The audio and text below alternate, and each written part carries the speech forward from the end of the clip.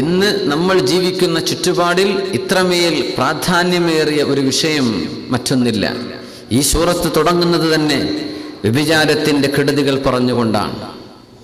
അതിൻ്റെ ഗുരുതരമായ പര്യവസാനം വിവരിച്ചുകൊണ്ടാണ് അള്ളാഹു സൂറത്ത് തുടങ്ങുന്നത്. ഇതിൽ മഹദി ആയിഷത്തു സിദ്ദീഖ റളിയല്ലാഹു അൻഹ, നമ്മുടെ ഉമ്മയും ഹബീബിന്റെ ഭാര്യയുമായിരുന്ന ആ മഹദി അവറുകൾ നിരപരാധിയാണെന്നും ശുദ്ധയാണെന്നും പരിശുദ്ധയാണെന്നും അള്ളാഹു 11 ആയത്തുകളിലൂടെ മിൻ ഫൗഖി സബ്ഇ സമാവാത്ത് കപടവിശ്വാസികളായ ആളുകൾ ആയിഷ ബീവി റളിയല്ലാഹു അൻഹയെ സംബന്ധിച്ച് ബഹുമാനപ്പെട്ട സഫ്വാൻ ഇബ്നു മുഅത്തിൽ റളിയല്ലാഹു അൻഹു സംബന്ധിച്ചും ഇങ്ങനെ ചില അപവാദങ്ങൾ പറഞ്ഞുണ്ടാക്കിയപ്പോൾ അതിന് വളരെ ഗുരുതരമായ രീതിയിൽ അല്ലാഹു സുബ്ഹാനഹു വ തആല അത്തരം ആളുകളോട് പ്രതികരിച്ച ഒരു സൂറയാണ് സൂറത്തുൻ നൂർ. വ്യഭിചാര ആരോപണം നടത്തുന്നതിൻ്റെ ഗുരുതരമായ, അതിൻ്റെ ഏറ്റവും അപകടകരമായ വശം ഈ സൂറത്ത് വിവരിക്കുന്നുണ്ട്. സൂറത്ത് തുടങ്ങുന്നത് തന്നെ അസ്സാനിയത്തു വസ്സാനി, രണ്ടാമത്തെ ആയത്ത് തന്നെ അതാണ്. വ്യഭിചാരം വസാഅ സബീ ഇന്നഹു കാന ഫാഹിഷതൻ വസാഅ സബീല, അത് എത്രയും മോശമാണ്, അത് മ്ലേച്ഛമാണ്. വസാഅ സബീല, അത് പൈശാചികമാണ്. അതിൻ്റെ ശിക്ഷ ഇസ്ലാമിൽ ഗുരുതരമാണ്. വ്യഭിചരിച്ച ആൾ വിവാഹിതനാണോ അല്ലയോ, വിവാഹിതയാണോ അല്ലയോ എന്ന് നോക്കിയിട്ടാണ് ശിക്ഷയുടെ രീതി മാറുന്നത്. വിവാഹിതയാണെങ്കിൽ നിക്കാഹിലൂടെ നിക്കാഹ് ചെയ്യപ്പെട്ട ഒരു പെണ്ണോ നിക്കാഹ് ചെയ്തിട്ടുള്ള ഒരു പുരുഷനോ ആണെങ്കിൽ അങ്ങനത്തെ ഒരാൾ വ്യഭിചരിച്ചു കഴിഞ്ഞാൽ അവരുടെ ശിക്ഷ അർറജും, മരിക്കുന്നത് വരെ എറിയണം എന്ന ശിക്ഷയാണ്, എറിഞ്ഞു കൊല്ലുക എന്ന ശിക്ഷയാണ്. സുബ്ഹാനല്ലാഹ്, ഇത്രയും വലിയ കാരുണ്യവുമായി വന്ന ദീനാണ് ശരീഅത്തുൽ ഇസ്ലാം.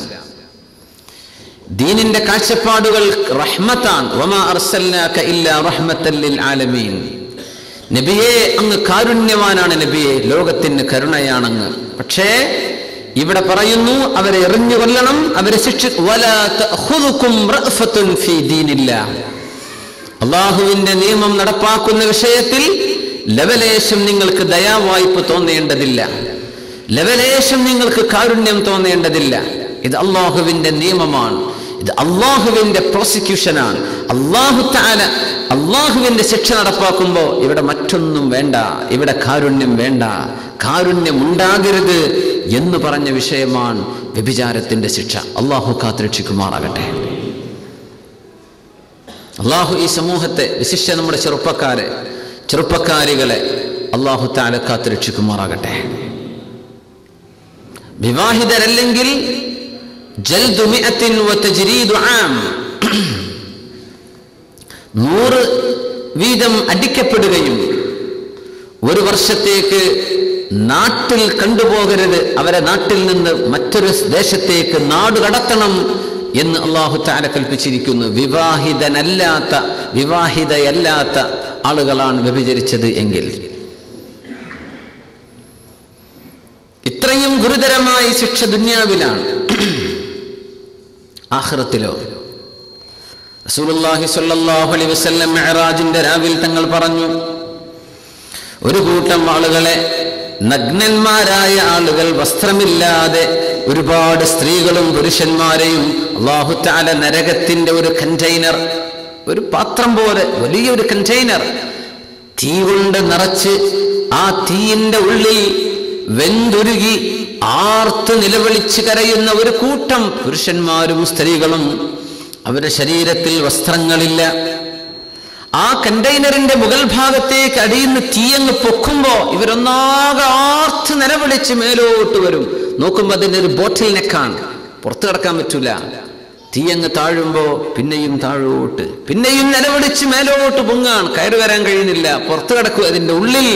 അല്ലാഹു വളരെ ഗൗരവമായി ശിക്ഷിക്കുന്ന രംഗം അഷ്റഫുൽ ഖൽഖ് സ്വല്ലല്ലാഹു അലൈഹി വസല്ലം കണ്ടപ്പോഴാണ് ചോദിച്ചത്, യാ ജിബ്രീൽ മൻ ഹൗലാ, ഇത് ആരാണ്? റൂഹുൽ ഖുദ്സിനോട് ചോദിച്ചു, ഇത് ആരാണ്? ഹുമുസ്സുനാത്തു യാ റസൂലല്ലാഹ്, അല്ലാഹുവിന്റെ റസൂലേ, വ്യഭിചരിച്ചിരുന്ന ആളുകളാണവർ, വ്യഭിചാരികളായിരുന്നു അവർ, വേശ്യാവൃത്തി ചെയ്ത ആളുകളാണിവർ. ഇവരെ അല്ലാഹു ഇவ்விதം അനന്തമായ കാലം വരെ ശിക്ഷിച്ചുകൊണ്ടേയിരിക്കുകയാണെന്ന് അഷ്റഫുൽ ഖൽഖ് സ്വല്ലല്ലാഹു അലൈഹി വസല്ലം, അല്ലാഹുവിന്റെ ഹബീബ് കണ്ണുകൊണ്ട് കണ്ട ശിക്ഷയാണത്. സുബ്ഹാനല്ലാഹ്.